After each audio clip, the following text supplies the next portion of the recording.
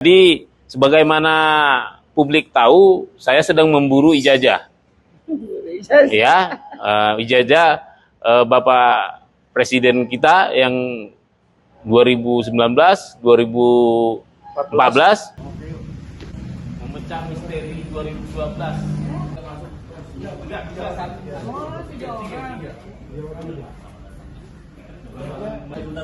Siap, bentar aja.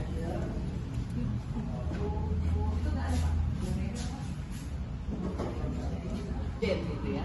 Kita untuk melamar kerja aja, kita ke serapi mungkin.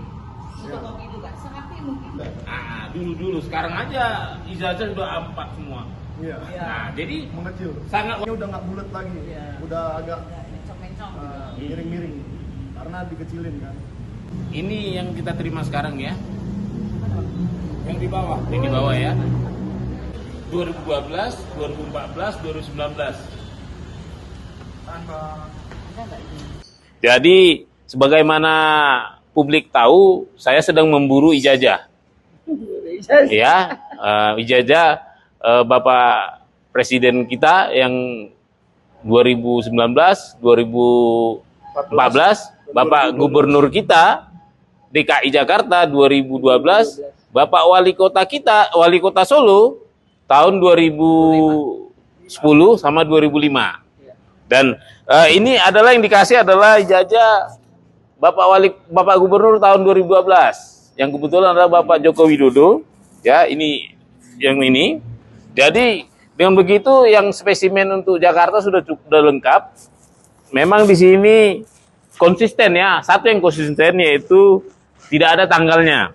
Tidak ada tanggalnya. Jadi dari hasil penelitian para netizen, nah, saya juga dapat info bahwa ini melanggar Undang-Undang Administrasi. Undang-Undang Nomor 30 Tahun 2014 tentang administrasi pemerintahan. Di situ disebut pasal 73 ayat 2 huruf B bahwa legalisasi itu harus dalam pengesahan itu harus memiliki tanggal. Nanti bisa di-set sendiri dan ternyata memang tidak ada sama sekali. Sepertinya ini kalau yang di Solo juga begitu ya. Nah, pertanyaan saya memang apakah secara administrasi UGM dibenarkan untuk tidak mematuhi Undang-Undang Administrasi Pemerintahan?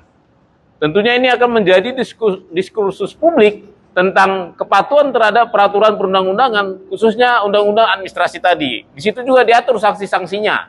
Ada sanksi administratif di situ.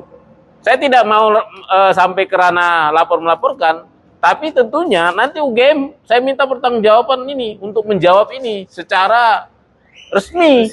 Mengapa mereka memilih tidak melaksanakan perintah Undang-Undang Dasar, Undang-Undang Administrasi Pemerintahan yang merupakan pelaksanaan dari Undang-Undang Dasar 1945.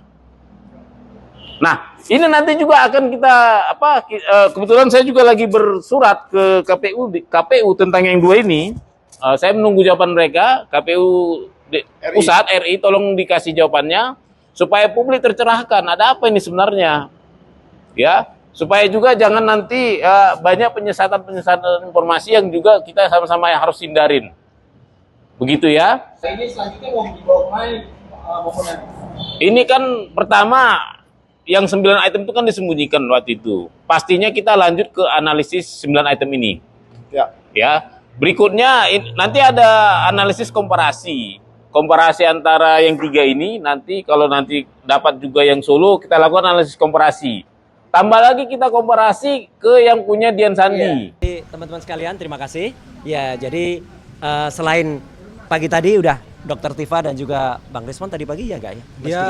Dia menyerahkan. Ya. tidak. Ya, jadi terima kasih sekali lagi kepada Pak Komjen Pol Purnawirawan Ugrosino dan di dalam masih ada Pak Dr. Muhammad Sobari dan juga Prof. Din Samsudin yang sebentar lagi selesai. Kita menyampaikan bahwa apa yang dilakukan ini adalah suatu koreksi yang benar terhadap kemarin yang katanya sudah dilimpahkan dan memang dibalikkan. Dan lucu banget ketika dikembalikan, sekarang kita tahu sendiri kemarin juga Jokowi masih diperiksa lagi di Polresta Surakarta dengan 10 pertanyaan. Aneh banget, katanya sudah dilimpahkan kok masih ada pertanyaan lagi dan polisi juga katanya masih mencari bukti lagi ke Jogja dan ke Solo. Mau Gimana caranya bukti lagi? Katanya sudah ada 719 bukti. Ya, 709 bukti. Kemudian sudah ada katanya 120 sekian saksi. Ada 22 ahli. Ya, itu memang membutuhkan tidak profesional. Jadi itu mungkin mereka hanya bisa omong tok ya gitu. Kalau menggur ngomong tok, ya kayak radio. Nek gur ngomong tok ya itu radio aja bisa gitu ya. Ono meneh. Nek gur ngomong tok ya, itu radio aja bisa. Makanya kita nggak gur omong tok. Ya, kita hadirkan Komjen Polisi Ugroseno, kita hadirkan Pak Sobari dan juga kita hadirkan Pak Prof Din Samsudin hari ini. Saya kira itu ya. Sekali lagi terima kasih Dr. Tifa. Langsung ya. Oke. Tolong ya, jangan kaosnya aja yang dimuat ya. Kurangnya juga. Ya, saya mau ucapkan terima kasih kepada Komjen Ugroseno yang bersedia untuk menjadi ahli bagi kami. Ya. Nah, Boleh ke tengah. Nah, Oh ya. kita yang geser. Oke ya.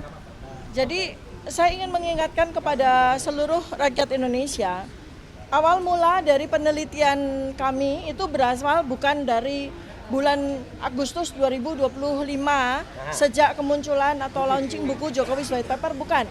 Tapi dari sejak kemunculan pertama kali secara official ya, yang disebut sebagai spesimen ijazah Joko Widodo pertama kali dikeluarkan secara resmi itu tanggal 20 Oktober tahun 2022 oleh Dekan Fakultas Kehutanan UGM. Dan kemudian berikutnya lagi adalah tanggal 22 Mei ya, oleh Bareskrim 2025 oleh Bareskrim ditunjukkan spesimen ijazah Joko Widodo. Ini kami lanjut kepada penelitian. Dan yang terakhir, kita sudah mendapatkan spesimen yang beda lagi ya. Kita bisa pastikan bahwa spesimen ijazah Joko Widodo yang diperoleh oleh Dr. Bonatua Silalahi 1 hari yang lalu itu spesimen yang berbeda dengan spesimen yang ditunjukkan oleh Bareskrim 22 Mei 2025. Nah, oleh karena itu maka ketika kami menyampaikan temuan kami, dan ini temuan masih banyak, insya Allah hari Sabtu nanti kita akan eksplor, kami sampaikan kepada Komjen Ugroseno, maka mudah-mudahan itulah salah satu alasan yang membuat beliau bersedia untuk menjadi ahli kami, memperkuat bahwa kedudukan kami, pekerjaan kami adalah melakukan penelitian.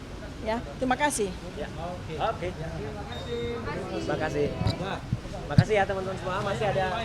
Ya. Strong point dari Dr. Tifa adalah, ingat ya, spesimen ijazah yang ditunjukkan oleh Brigjen Johandani pada tanggal 22 Mei Ya. pada press conference Bareskrim Mabes Polri berbeda dengan apa yang diperoleh dari KPU. Ya. Dan itu fatal. Kenapa? Karena dua-duanya adalah institusi resmi. Jadi kalau dua-duanya institusi resmi tidak boleh berbeda. Stay updated. Info terkini masih banyak. Jangan lupa subscribe, like, dan share YouTube official OKZone. Dan selengkapnya ada di okezone.com.